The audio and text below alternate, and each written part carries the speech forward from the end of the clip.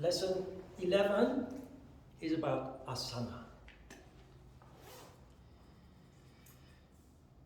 You already know, Asana means standing still posture. Technically, this means, if a yoga class is about movement, technically it's not yoga. The word yoga means control. Standing still is control. On the surface it seems control on physical level, but control on physical level is not possible without mental control. So people think standing still, that is boring. There's no movement there, there's no excitement there. People want music, people want to hear from the teacher which muscles and joints and organs are being stimulated and improved. But that's very superficial, and that's really not what yoga is about. Asana means standing still, but not just standing still. Remember, you do this very consciously. It is a mental exercise that leads to physical control. So we do it in silence, no music, and a teacher that knows when to leave you focusing on the things that you are doing. Because music and a teacher that keeps talking about details keeps you from turning your attention inwards, which is in the end the goal of yoga. In silence, standing still, you naturally turn your attention inwards. And that is where the connection with the soul begins, where the true self starts to reveal itself to us.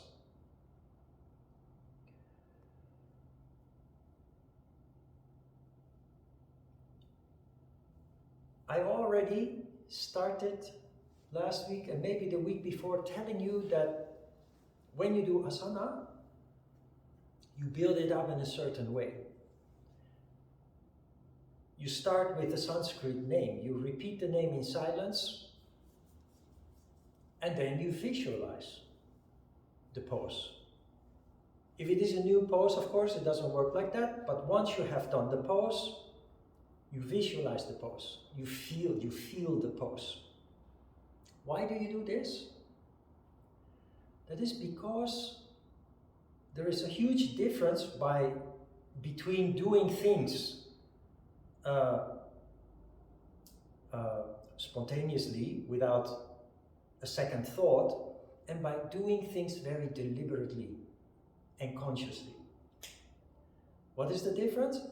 When you do things deliberately and consciously, we call it mindfulness, you put your heart and soul into it. Energy goes where thought goes. So neuro-linguistic programming is based on this idea. Manifesting thoughts, manifesting ideas, manifesting wishes by constantly pronouncing them. Like a mantra. The energy is there, the consciousness is there, the vibration is there.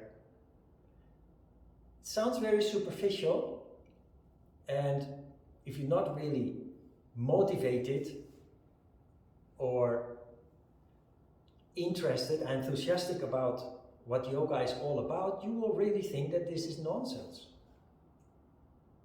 On the surface it looks like nonsense, superficial, but it leads to a reconditioning of how we function.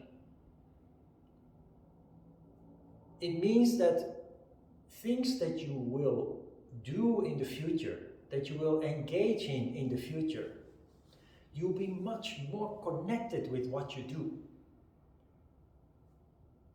We will say, you put your heart and soul into it.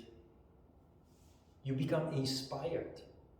Whatever it is that you do it with your full intention. Now, what is that good for? This is good for the quality of whatever it is that you do. Anything that you do, You do fully committed. So you start paying attention to details, whether that is at work, or whether that is with hobbies, or whether that is in relationships. Whatever it is that you do, you're much more conscious of what you do and how you do it and how you can make it better. And that is just such an enormous change in life. The big problem that people have in a modern society, as we know today, is sense of unfulfillment, a lack of fulfillment. People are looking for happiness in superficial ways, with a bucket list, going on adventures, always being restless. We are busy with work. Whenever we don't work, we are restless. We have to move, we have to do things, we have to experience things, because we think that that is what life is about.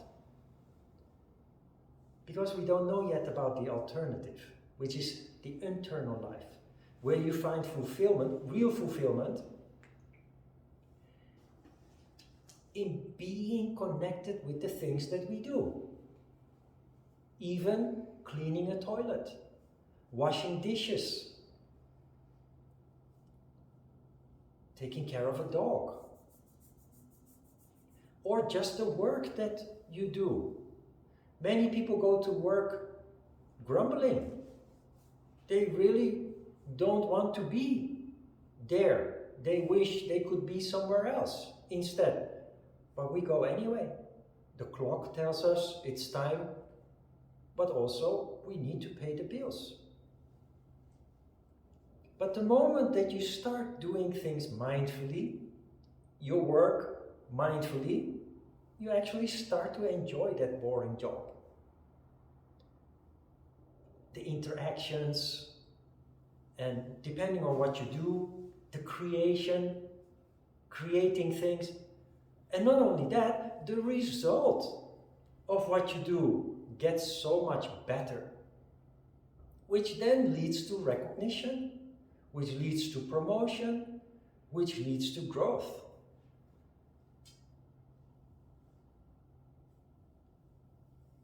That is what this is about. So Asana starts with this mindful approach.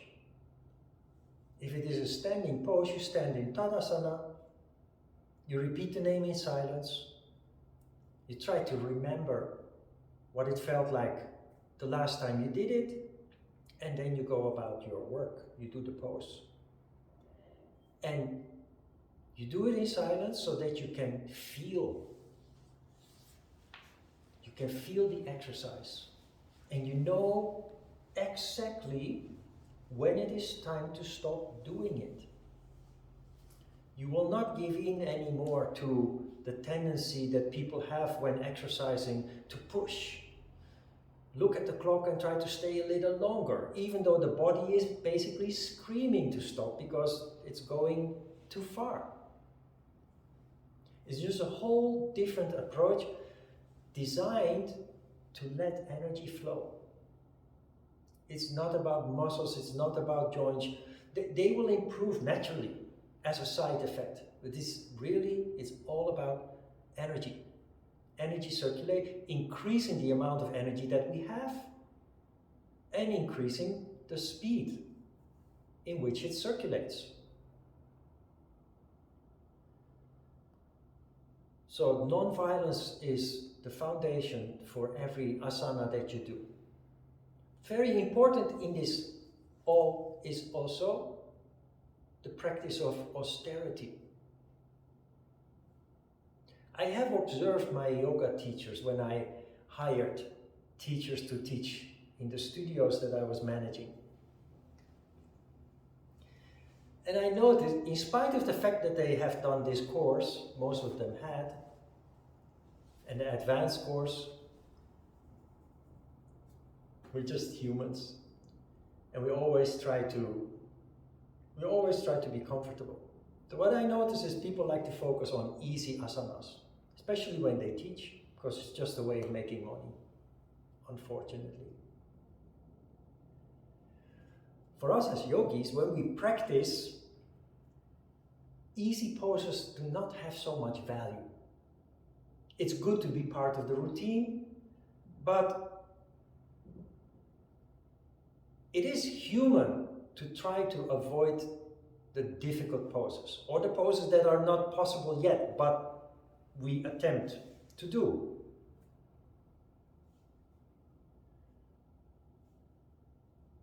Out of love of ease, but also because of ego. We don't like doing things that are either very difficult, out of love of ease, but ego doesn't allow us to accept that we are not perfect in certain poses. So we feel bad, even though from our point of view, from the point of view of the practice of contentment, if you engage in doing a difficult pose that you cannot do perfectly, the fact that you have tried is much more valuable and constructive than doing an easy pose and being able to do it perfectly well. Growth lies in those poses that do give you a challenge, that do pose difficulty. But overcome ego by telling yourself, it's not important that it wasn't perfect. In fact, it feels pretty good that I actually tried, and I noticed there is a slight improvement from the last time I tried.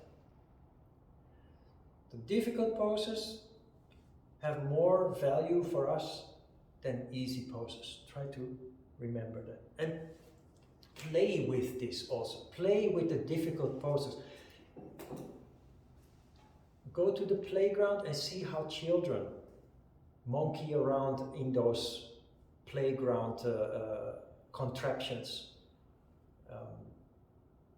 Failing many times, but not thinking any of it. They just fail and they try again. Sometimes they fall down and they cry, and 2 minutes later they are giggling and laughing again. As adults, sounds frivolous, but try to have an approach to your difficult asanas in the same way you did when you were a little child.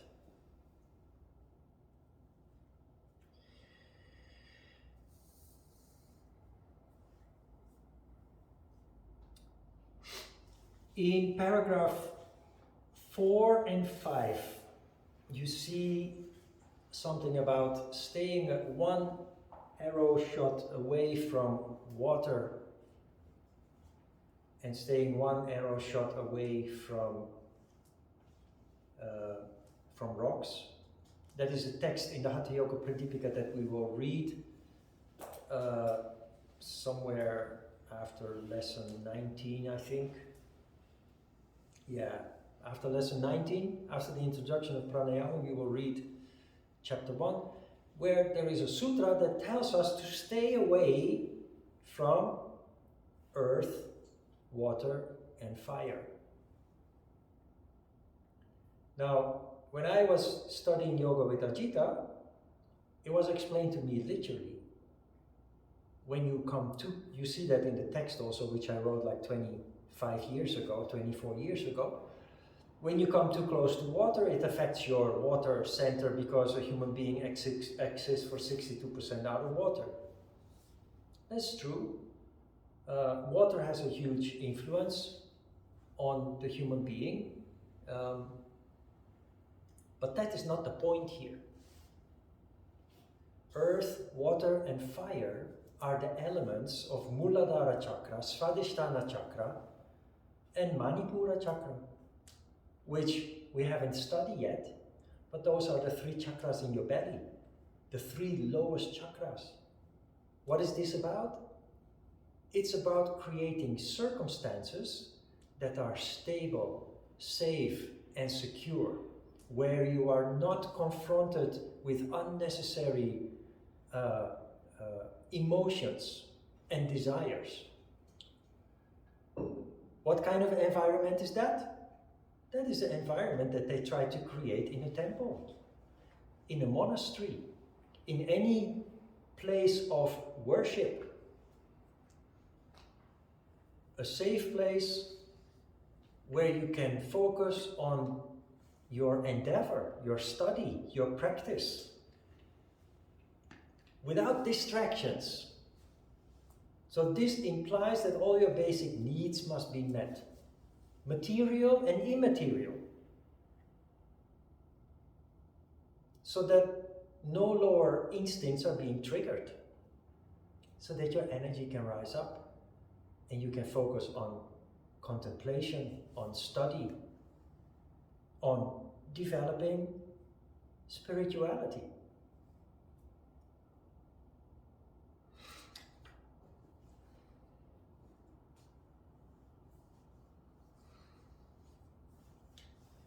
Practicing in nature is always good, preferred, ideal, because nature is inherently sattvic. On the seaside, or in the forest, in the mountains, the energy compared to especially city life is much more sattvic, naturally much more sattvic. Concrete and steel is very unsattvic. I don't know if you've ever noticed, if you live in an apartment or a house that is constructed out of steel and concrete, then one day you go to the countryside and you live in a wooden hut. Have you ever done something like that? The first time I did that, I noticed a huge difference in my sense of well-being. Not because I practice yoga every day, but because I lived in a harmonious environment. Because the wooden hut in the mountains was so sattvic, you don't need yoga if you live in such circumstances. You can see also, look around in the street, all those grumpy, tense faces. Go to the countryside and you see people who, they have smiles etched into their faces. They smile 24 hours a day. Just because the atmosphere is just totally different. And it's not just about country life being less busy and less stressed. It's also about the totality of the environment being just much more natural, much more harmonious. Ideally, we build our houses out of wood and other natural materials.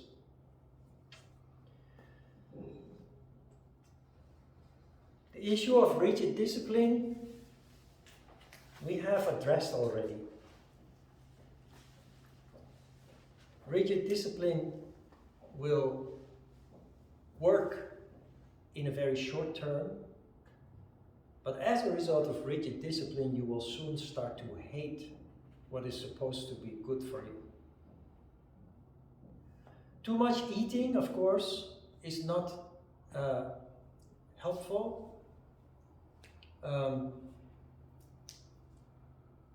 Digestion is an activity that takes up a large amount of energy. That is why maybe as a kid, when you engaged in sports, often kids go to a sports club twice, 3 times a week or so after school, or during school time you have physical education. If you just had lunch or you just had dinner, it doesn't really go that well. You get that pinch in your flanks, the liver and the spleen play up. In a practical sense, also, if your stomach is full, it's in the way. Try folding yourself double in a forward bend, or when you do a shoulder stand with your knees down, it's all in the way. You really feel that it. So practicing with a relatively empty stomach, or if you had a meal at least a couple of hours later, is of course what works best. We start at 1:30. you probably need to eat something before you come, because it's around lunchtime. When that is the case, have a light lunch, like a kimbap, a rice roll, but not a big meal, because that's going to bother you for the next 4 or 5 hours. And another thing, but that is something that in my experience develops very naturally, people who start practicing yoga, they very naturally move away from unhealthy foods because of your increased consciousness. You naturally start investigating issues related to food and nutrition, but also because you become more conscious and sensitive, and you start noticing that when you eat a certain kind of food, it affects you, either in a good way or in a bad way. And based on that, you will more and more want to engage in behaviors, including with related to food, that make you feel good, that make you feel light and feel good. And you naturally more and more want to stay away from activities that bring you down, that cost you lots of energy or make you exhausted or tired. Follow your feeling in that sense. An issue that I haven't addressed but is actually part of non-violence is the issue of vegetarianism. Many times when you read about the need for vegetarianism, it is mostly about how meat affects us. And in spiritual circles, they will say, you know, meat makes you restless, so it will make it more difficult for you to meditate and be calm and have peace of mind. Now that may be the case, but that is not the reason why yoga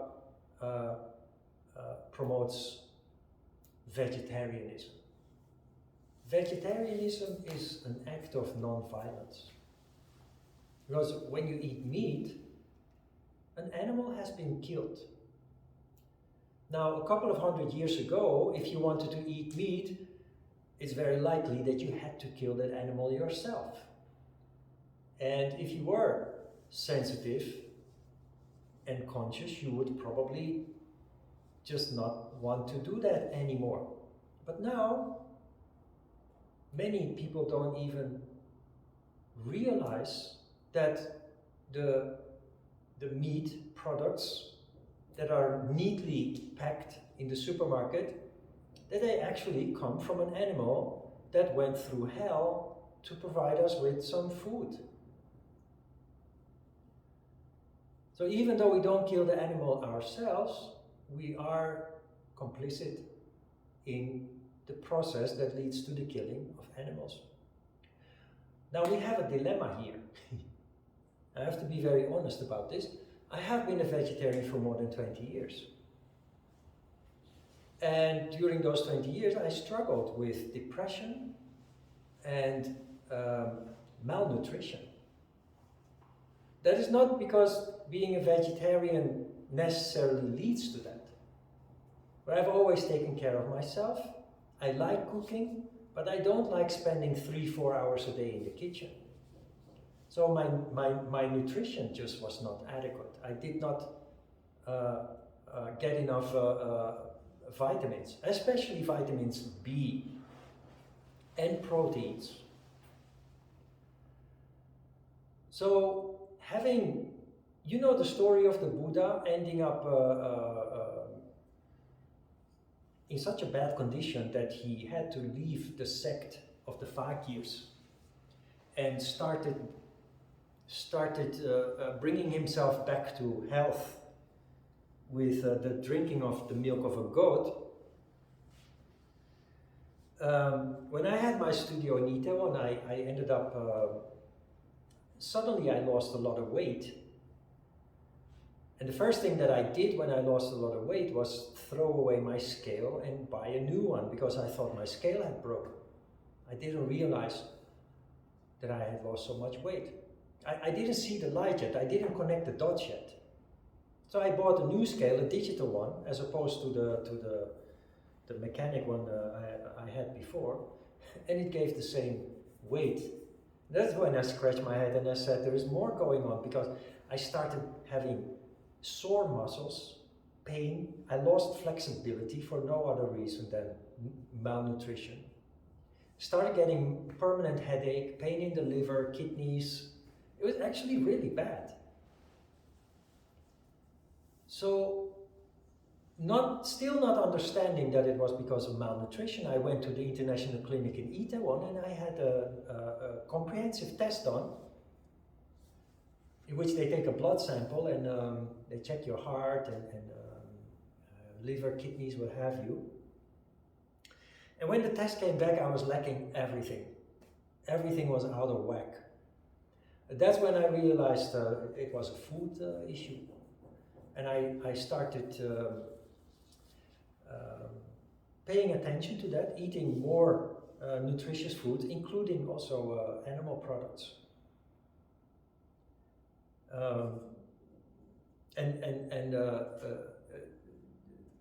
Since I was a child, I've been suffering from depressions, and that just totally disappeared when I started feeding myself properly. So that's very important. It's an act of violence to eat meat, but it's also an act of violence if you basically kill yourself. So you have to find your own way. I'm horrified by what is happening in the agriculture industry where it comes to animals, and I really look forward to lab-grown meat to come onto the market. But I have 2 dogs also, and my previous dog enjoyed apple, broccoli, carrots, sweet potato, but those 2, they don't eat anything vegetable or fruit at all. I have to buy slabs of meat to feed them, cut it up and put it in the pan and what have you. I wish I could do that differently, but when lab-grown meat comes onto the market, I will be the first customer and probably the biggest because of my dogs to get that. So just make your own considerations here, form your own thoughts about. Don't be a radical. I've been a radical for many years, which was part of my process to just carve out my own path and move away from the past. But not everybody has to go through that path to eventually find the middle way and have a sensible approach to what you try to achieve with all of that.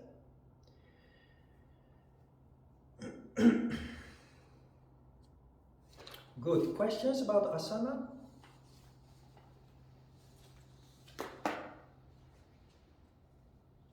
Okay, let's have a short break then, before we can actually do Asana.